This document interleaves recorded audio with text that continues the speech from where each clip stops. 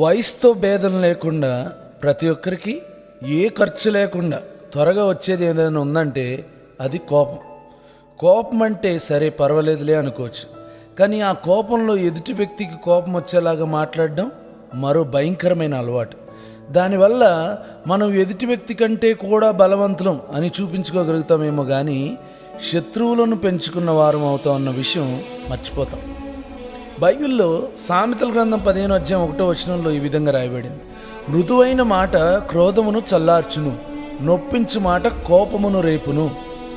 కొన్ని పరిస్థితుల్లో కోపం రావడం మనిషి యొక్క సహజ లక్షణం, కానీ బంధాలను పెంచుకోవాలనుకుంటే మాత్రం, లేక మరో శత్రువు మన జీవితంలో ఉండకూడదు అనుకుంటే మాత్రం సమాధానం చాలా ఆలోచించి ఇవ్వాలి. ఎదుటి వ్యక్తి కోపంలో ఉన్నప్పుడు మృదువైన లేక మధురమైన మెల్లనైన సమాధానం చెప్పగలిగితే, క్రోధం అంటే శత్రుత్వానికి ప్రారంభాన్ని వేరులతో సహా పెకిలించిన వారం అవుతుంది. సింపుల్గా చెప్పాలంటే కోపంలో కావచ్చు, బాధలో కావచ్చు, పరిస్థితి ఏదైనా కావచ్చు, అన్ని సమయాల్లో నోరు అదుపులో పెట్టుకోగలిగితే మనుషుల్లో శత్రువు అన్నవాడు మన జీవితంలో ఉండడు.